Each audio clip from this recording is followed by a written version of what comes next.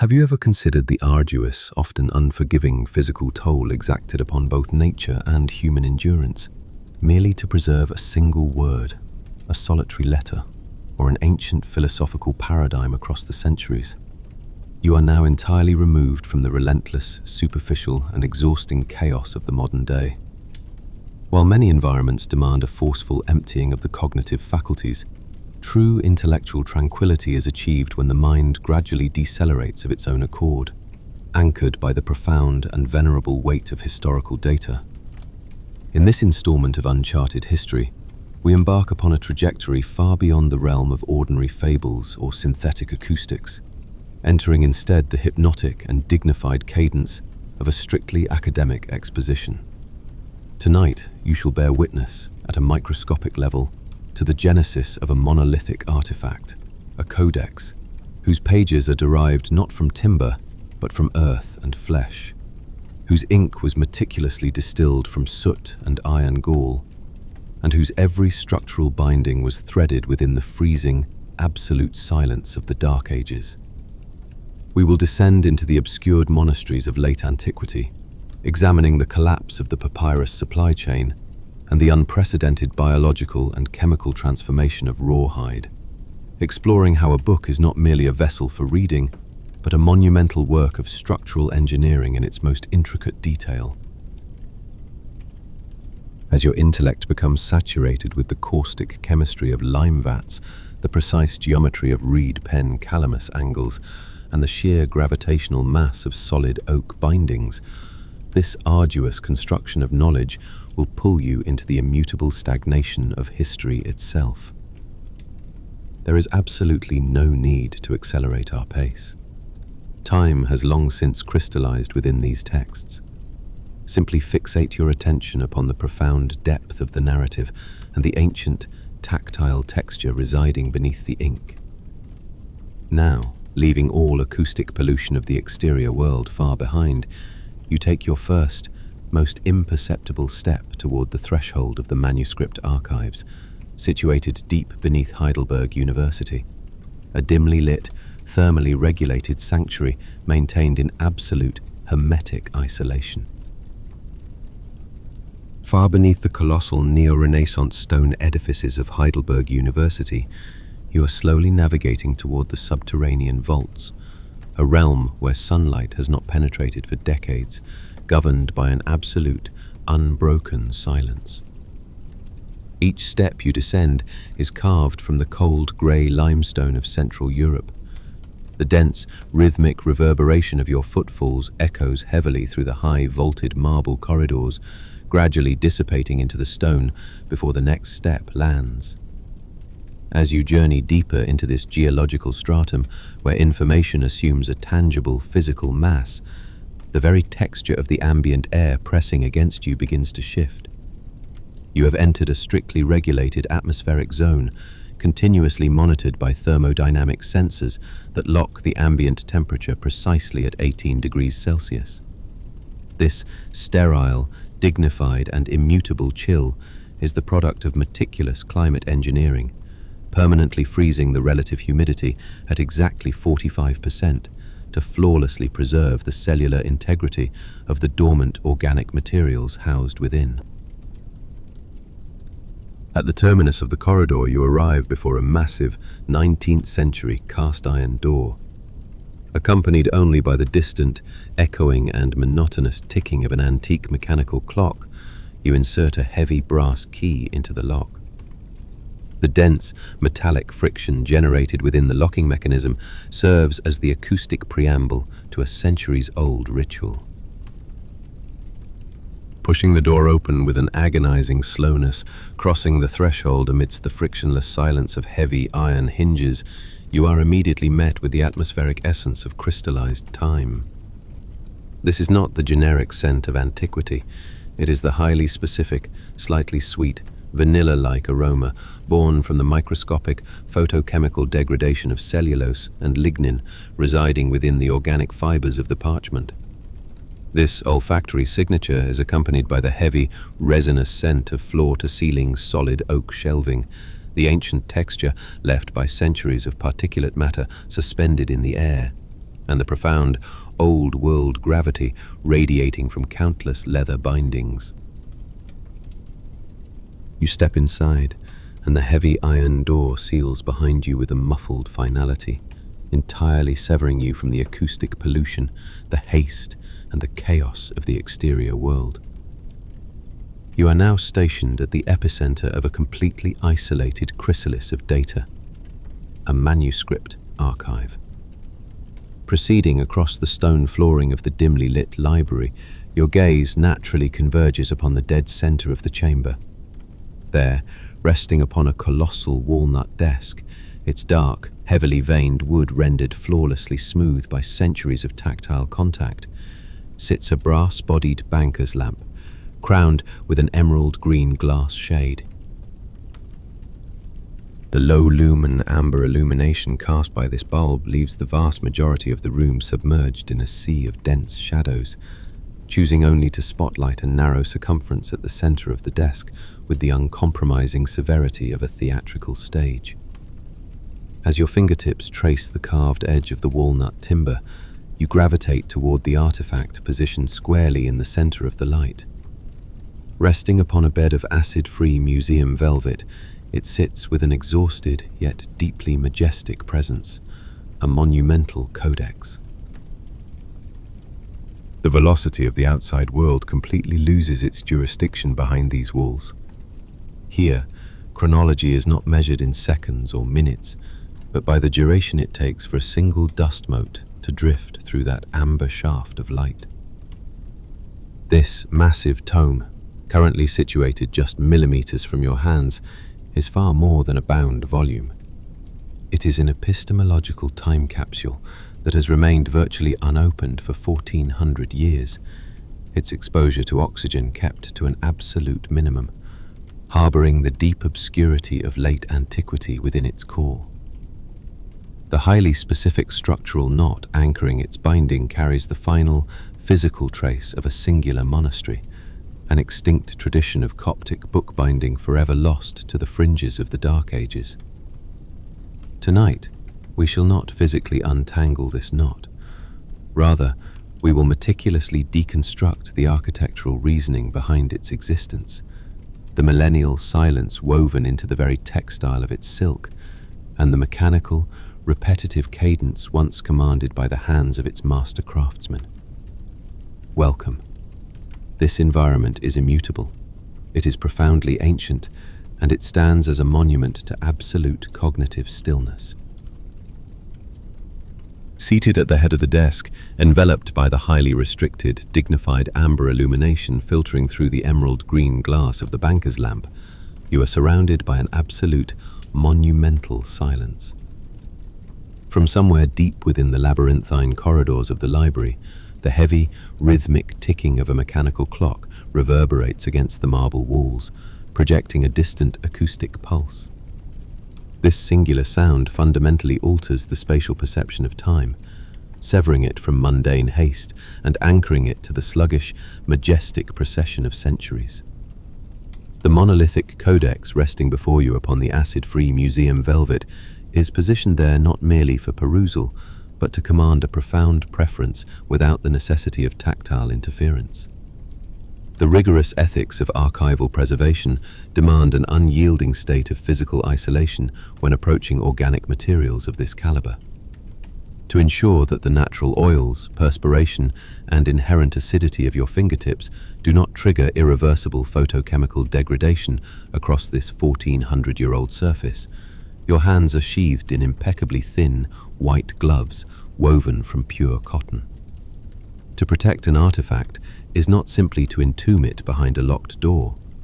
It is the highly calculated, scientific discipline of decelerating its existential rate of decay at a fundamental, molecular level.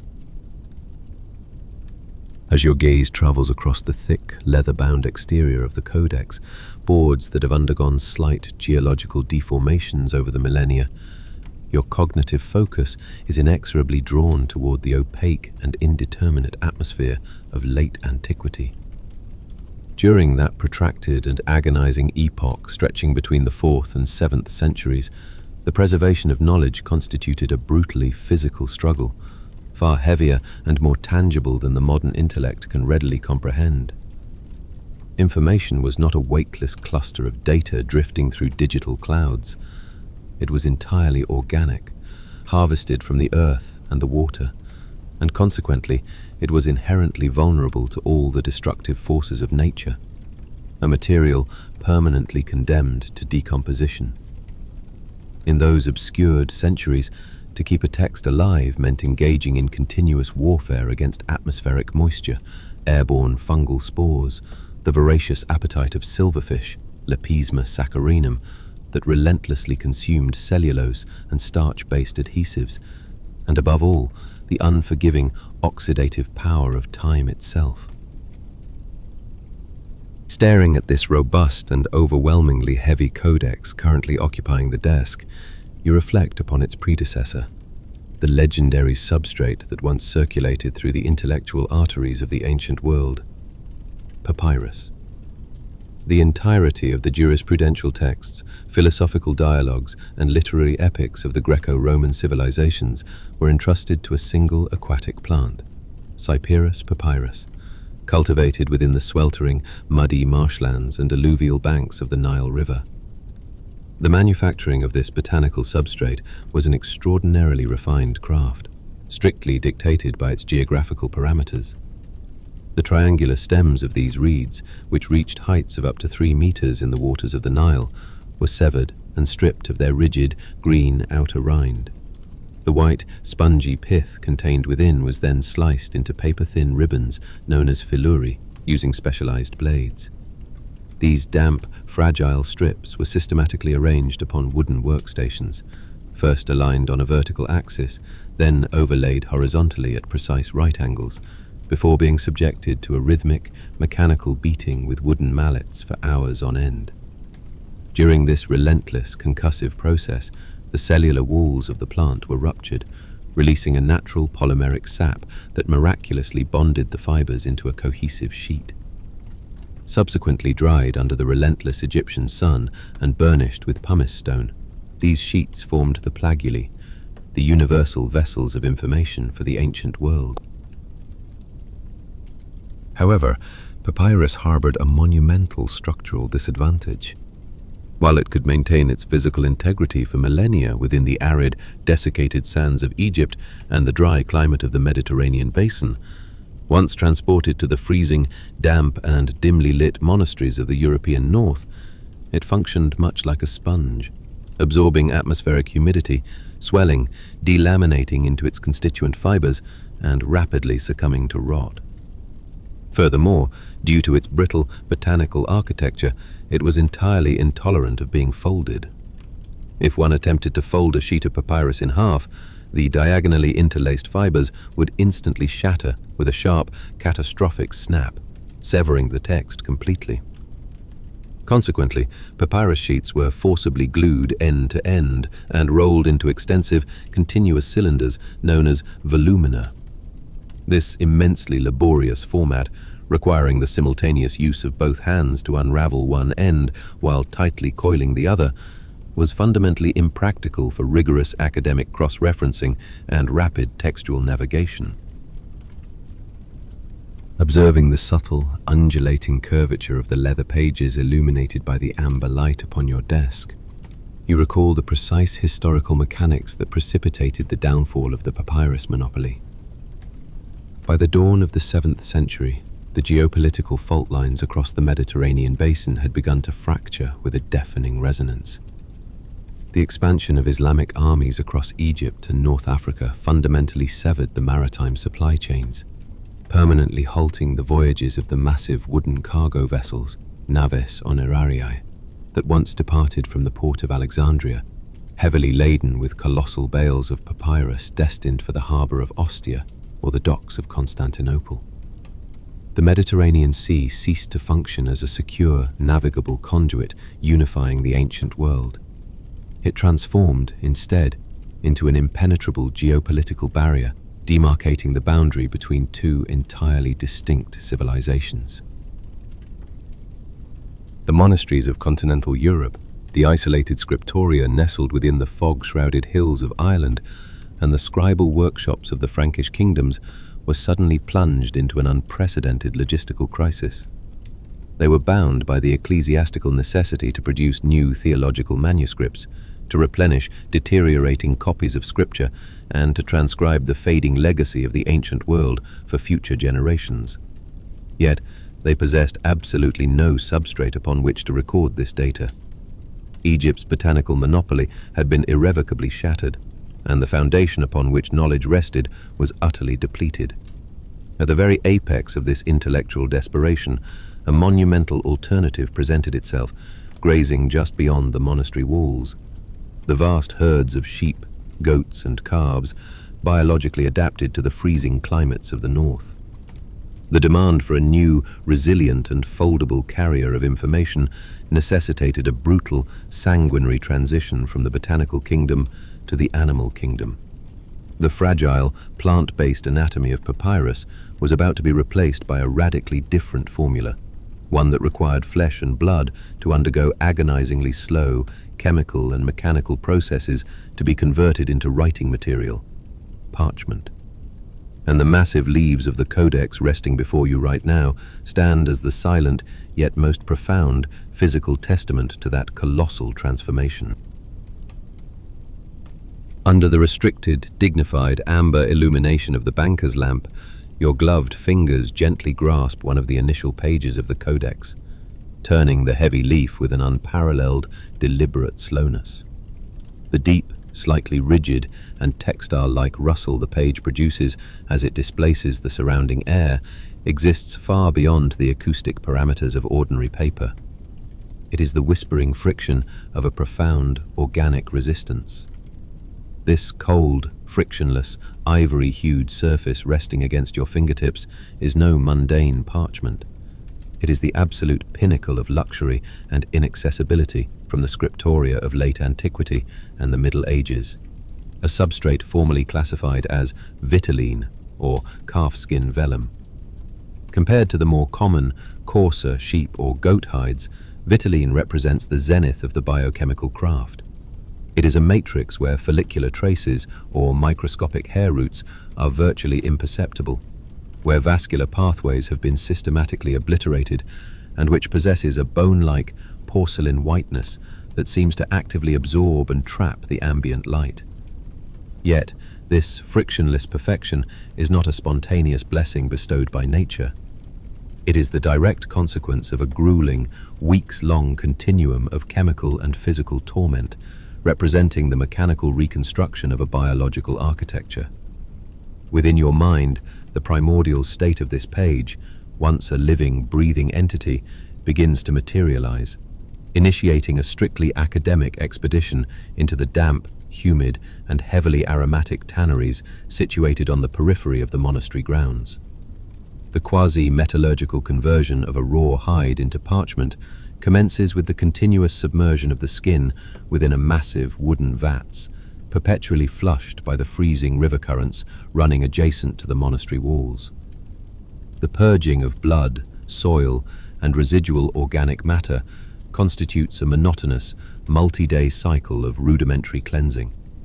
However, the primary cellular transmutation is catalyzed only when the hides are plunged into the depths of the lime vats. Formulated with slaked lime or calcium hydroxide, hauled directly from deep limestone quarries, this highly alkaline solution initiates a silent, unrelenting chemical warfare against the epidermal tissue and hair follicles of the skin. The hides are suspended within these caustic, corrosive pools for a duration spanning 8 to 14 days, subjected to regular, daily agitation via heavy wooden poles. The calcium hydroxide systematically dissolves the keratin cells situated within the uppermost dermal layer, loosens the follicular structures, and hydrolyzes the underlying adipose tissue through a rigorous process of saponification. The paramount function of this chemical immersion is to induce the severe swelling of the internal collagen network, forcing the biological matrix to absorb vast quantities of water until it assumes a highly elastic, sponge-like geometry. Extracted from this alkaline inferno, the hide has now devolved into an amorphous, frictionless, exceedingly heavy, grey-white gelatinous mass. Following multiple successive washings to thoroughly purge the residual lime, this dense mass is subsequently draped over a convex wooden scraping block, known formally in the craft as a beam. Firmly gripping a specifically blunted, convex blade with both hands, the artisan begins to systematically shear both surfaces of the skin, employing heavy, rhythmic, and brutal mechanical downward strokes. The final remnants of adipose and muscular tissue residing within the hypodermis on the flesh side, alongside the loosened biological matter on the grain side, are meticulously eradicated through this monotonous application of blunt physical force. Nevertheless, at this highly specific juncture, the material is not yet parchment. It is merely a sanitized, raw biological membrane. The miraculous mechanism that formally elevates the hide into parchment, transitioning it from the status of mere skin into an eternal vessel for epistemological data, is the unforgiving, bidirectional physical tension applied during the desiccation phase. Unlike the traditional tanning process, these hides are not chemically stabilized or preserved utilizing tannic acids. Rather, they are dried through the application of absolute physical violence and extreme stretching. Visualize the artisan mounting this saturated, heavy membrane onto a colossal stretching frame, either rectangular or circular in geometry, constructed from solid oak timber, known as a hearse.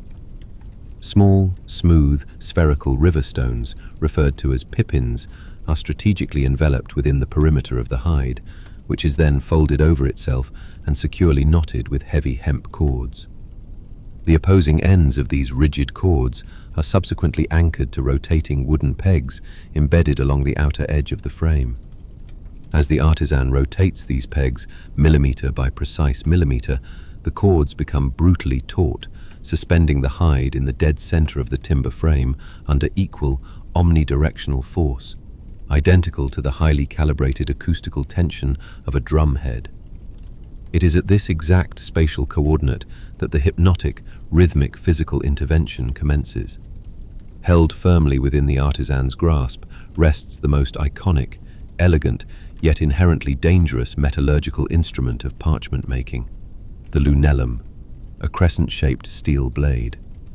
The semicircular curvature of this steel tool exists for a critical engineering purpose.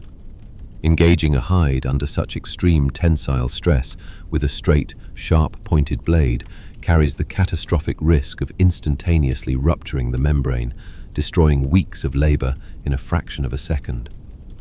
The flawlessly curved surface of the lunellum glides seamlessly across the taut topography of the skin. Within the dim, absolute silence of the library, your auditory cortex registers that precise acoustic phenomenon, the remarkably faint, dry, papery, and perfectly rhythmic friction generated when the steel edge of the lunellum is dragged across the damp, tensioned hide at a highly specific geometric angle. Shh, shh, shh. As the blade descends in sweeping, arcing motions from top to bottom, the excess interstitial water, alongside the absolute final microscopic particulates of connective tissue, are scraped away in a translucent, uniform layer. The artisan calibrates the angle of the blade and the applied downward pressure with such flawless precision that the total thickness of the hide becomes perfectly uniform across every square millimeter of its surface area. As the skin desiccates while under this extreme mechanical tension, the water molecules evaporate, prompting the biological material to instinctively contract and shrink upon itself. However, the merciless tensile force exerted by the rotating wooden pegs absolutely forbids this retraction.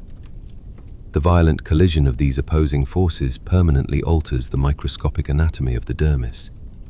The internal collagen fibers, which naturally possess a three-dimensional, chaotic, and irregular network structure, are completely and forcefully aligned under this tremendous load, reconfiguring into a strictly parallel, two-dimensional, and exceptionally dense structural matrix. the underlying secret to the rigid, inflexible, and monumental durability of parchment, the very structural phenomenon responsible for that deep, textile-like rustle as you turn the pages, is embedded entirely within this mechanical realignment of the collagen fibers. In the final phase, mere moments before the material is liberated from the oak frame, the pouncing process is initiated. An abrasive technique engineered to ensure the surface absorbs ink with flawless capillary action and acquires a velvety, matte texture. Fine porosity pumice stones of volcanic origin are rubbed across the surface in exceedingly gentle, circular motions, microscopically abrading the glossy, frictionless exterior layer. Subsequently, an ultrafine chalk powder rich in calcium carbonate, or alternatively, calcined bone ash, is meticulously worked into the grain to absorb any residual cellular lipid molecules and permanently secure that bone-like, opaque whiteness. This highly specific powder effectively packs the open dermal pores, creating a mineral barrier that permanently prevents the future iron gall ink from dispersing laterally, mechanically neutralizing the phenomenon known as ink bleeding. At this juncture, the organic, decomposing hide has effectively perished. In its place, the smooth, cold, and eternal substrate known as pergamena has been born, a matrix engineered to defy the destructive oxidation of time and harbor epistemology within the darkness of a scriptorium for millennia. That exact surface currently rests beneath your fingertips, existing in a state of dignified, absolute stillness, serving as a silent monument to the unyielding mechanical tension it once endured. As the amber beam of light filtering through the emerald green glass of the banker's lamp refracts at a horizontal angle across the burnished vitelline page, you focus your attention upon the heavy, dark, and sharply defined letters inscribed onto the bone-white parchment. Each individual character stands as a geometric monument, having broken away from the dark, mute atmosphere of 1400 years ago, successfully resisting the destructive flow of time to meet your gaze within this subterranean vault. As your eyes trace the flawless, mathematically precise spacing between the words, the millimeter-perfect parallelism of the lines, and the structural distribution of the ink upon the surface, your mind gradually drifts away from the physical confines of this archive, descending smoothly toward the deeply profound, frigid, and absolutely silent monastic chambers of late antiquity, into the depths of the Scriptorium. The Scriptorium, functioning as the cognitive epicenter of the monastery, is architecturally designed as a colossal stone masonry hall, completely isolated from the exterior world and the mundane daily operations of the monastic complex, deliberately oriented toward the north to capture daylight in its most stable, shadowless manifestation. Crucially, there is no hearth within this space to provide warmth. The introduction of fire would generate soot, ash, and microscopic carbon particulates that could inflict irreversible, catastrophic damage upon the still wet ink and the meticulously sanitized parchment. Consequently, the interior remains perpetually damp, enveloped by the deeply penetrating chill radiating from the massive stone walls. The absolute draconian law governing the Scriptorium is the rule of Silentium, an unbroken, immutable silence.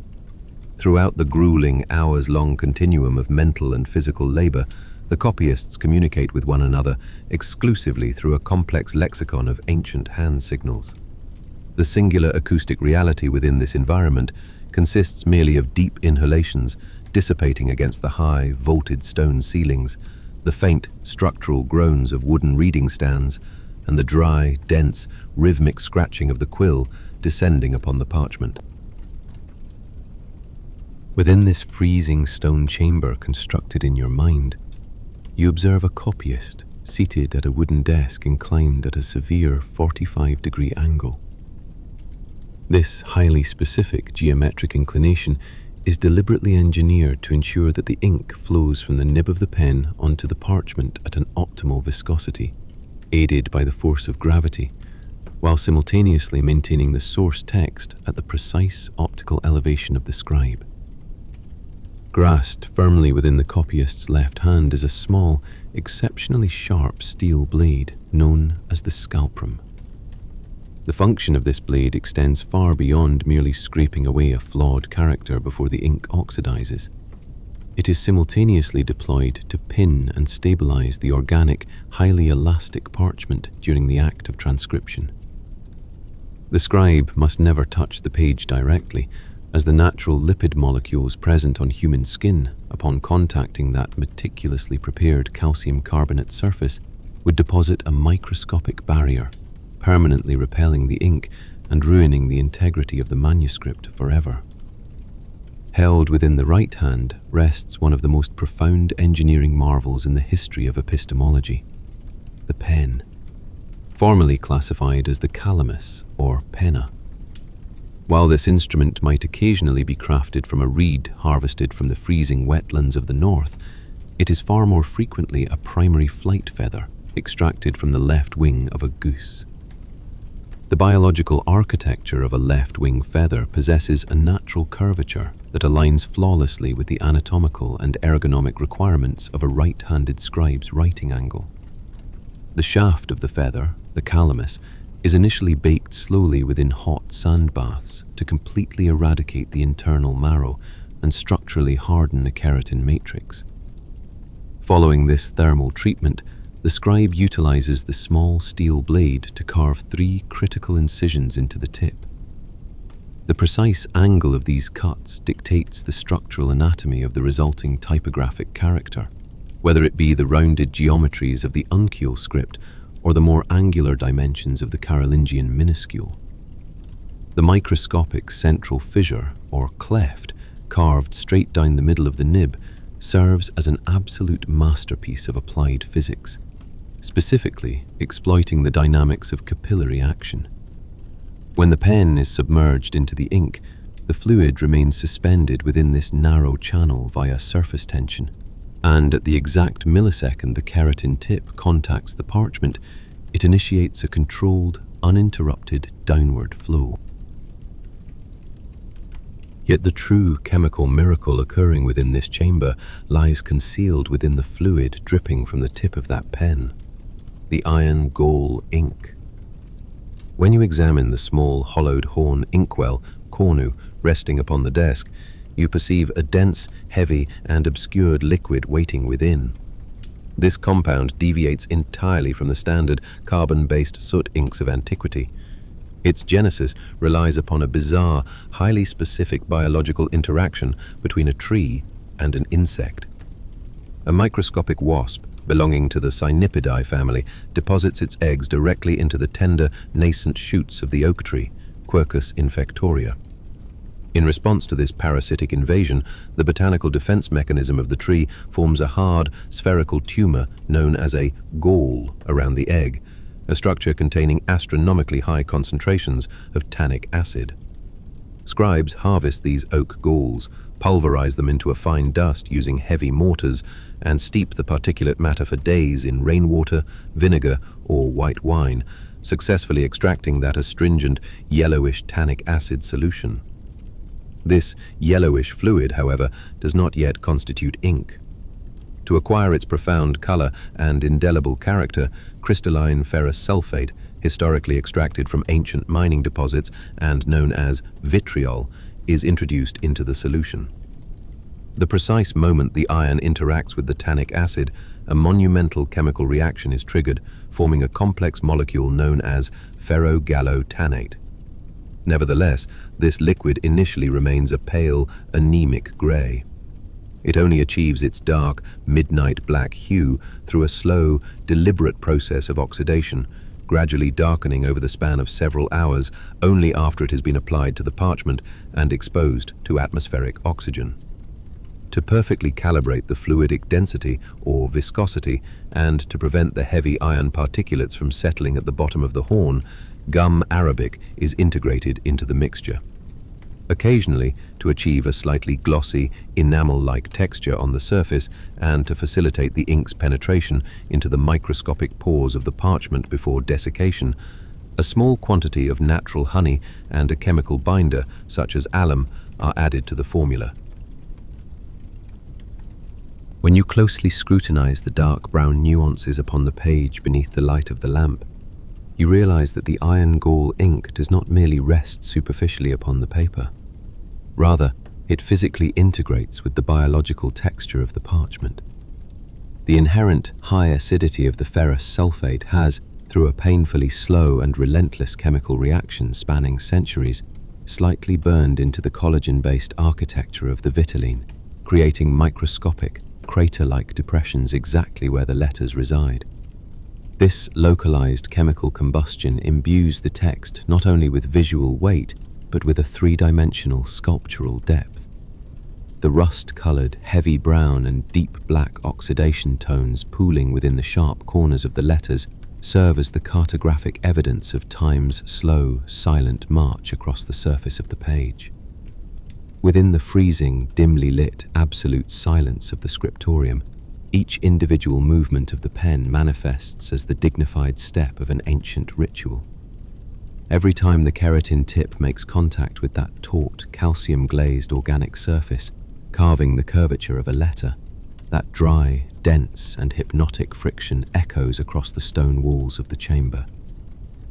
Scritch, scritch, scritch. The rhythmic sequence of the copyist submerging the pen into the horn, wiping away the excess and returning to the parchment. The transcription of every single word stands as a cognitive meditation, an act of absolute physical devotion.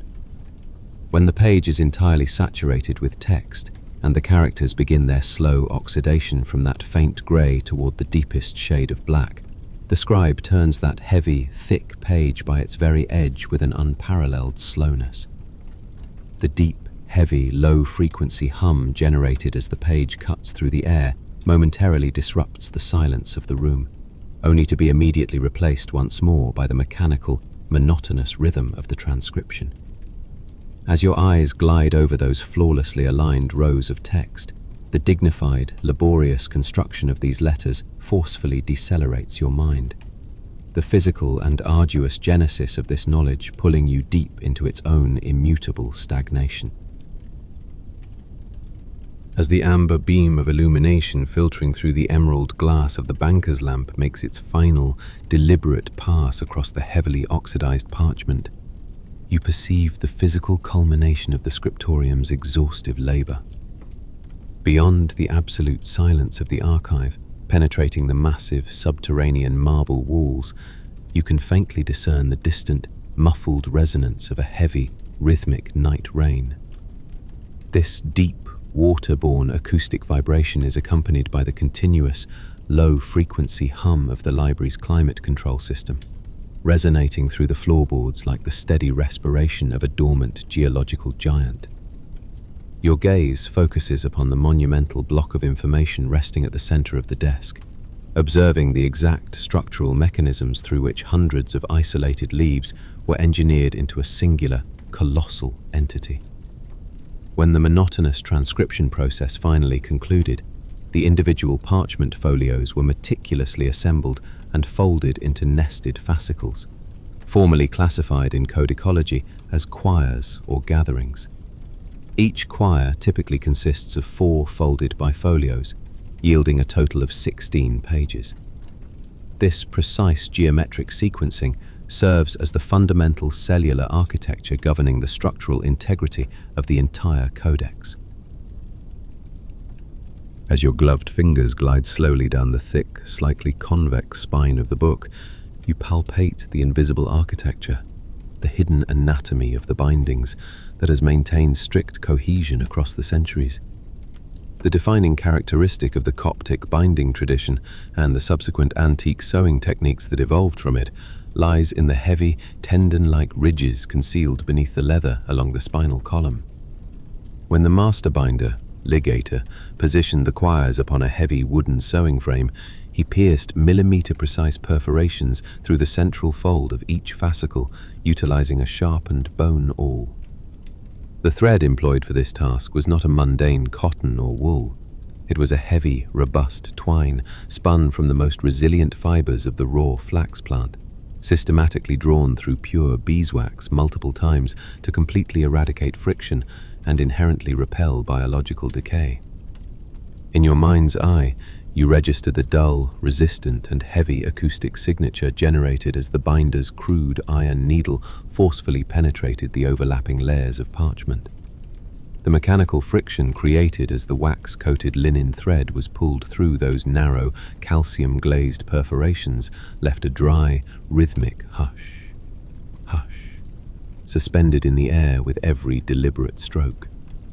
This methodical sewing process wove complex, structural knots around thick leather or hempen cords positioned on the horizontal axis, effectively compressing the disparate quires into a monolithic core known as the text block. Yet this dense body of parchment had not quite achieved its eternal, immutable form. Your fingertips trace the exterior boards of the codex, structures possessing an astronomical physical density. Vastly removed from the fragile cardboard-reinforced covers of the modern era, these boards are massive, solid blocks of timber harvested directly from the heart of the forest, carved from the trunks of centuries-old oak, Quercus robur, or beech trees. The botanical selection and the subsequent milling of this timber were never arbitrary. The log was not cut horizontally, but rather sawn on a radial axis from the center outward, a highly specialized woodworking technique known as quarter sawing. This precise geometric cut operates as a millimeter-perfect engineering countermeasure, permanently preventing the wood from warping, bending, or fracturing under the inevitable fluctuations of atmospheric humidity across the millennia.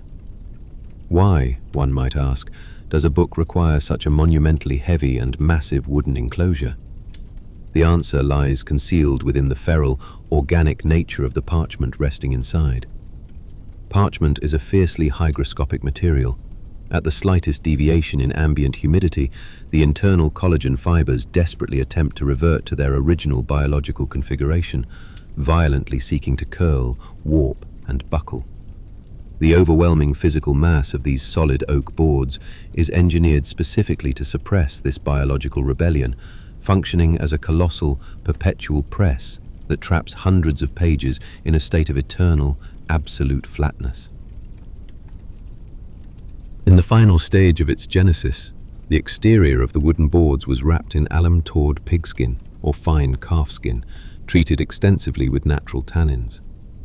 While still damp, the leather was stretched over the timber and meticulously smoothed with bone folders to achieve flawless adhesion over the edges. Subsequently, brass or iron stamps, heated by metallurgists, were pressed into the surface under extreme mechanical load, a technique known as blind tooling, forging deep, geometric, and silent motifs permanently into the hide. As your fingers navigate the topography of the cover, you encounter the protruding brass hardware situated at the corners, formerly designated as bosses. These metallic fixtures are strictly functional rather than decorative.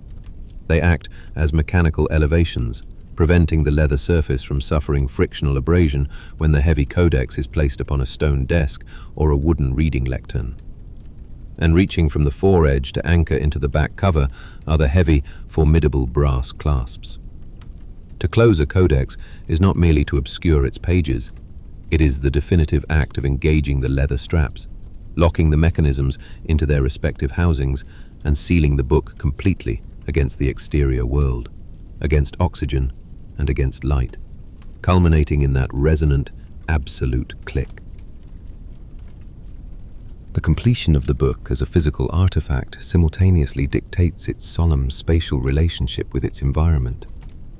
Within the depths of antiquity and the Middle Ages, books were never arranged vertically side by side upon shelves, as is the custom in contemporary libraries. Subjecting such an astronomically heavy wooden binding and a massive block of parchment to a vertical orientation would invite the relentless gravitational pull to tear the pages from the spine, loosen the bindings, and ultimately collapse the structural integrity of the codex entirely. Consequently, these volumes were laid completely flat upon their broad surfaces within massive wooden chests known as armaria, or upon deep horizontal shelving units. This represents a literal, physical recumbency, an eternal resting state where epistemology makes its absolute peace with gravity. Now, Within the dim isolation of this subterranean vault, immersed in the dignified aroma of aged oak and cured leather, the colossal and mute anatomy of the book rests peacefully upon the desk, its heavy brass clasps having long since been engaged. All those agonizing organic processes, the caustic lime vats, the brutally tensioned hides, the slowly oxidizing inks, and the rhythmic strikes of the needle, have consolidated into a single monolithic object, achieving a state of unbreakable stasis. As the distant acoustic resonance of the night rain dissipates into a monotonous whisper behind the marble walls, the low-frequency hum of the climate control systematically envelops the chamber. And thus, the final page closes with a profound, heavy silence. The ink has desiccated, the leather has cooled to ambient temperature, and the data has returned to the dark, secure shelf where it permanently belongs. There are no further historical events to recount, no further chronologies to decipher. There remains only the profound stillness of this room and the immutable gravitational mass of the text. We extinguish the lamp. The archive shall remain in a state of suspended animation, perpetually preserving its quietude.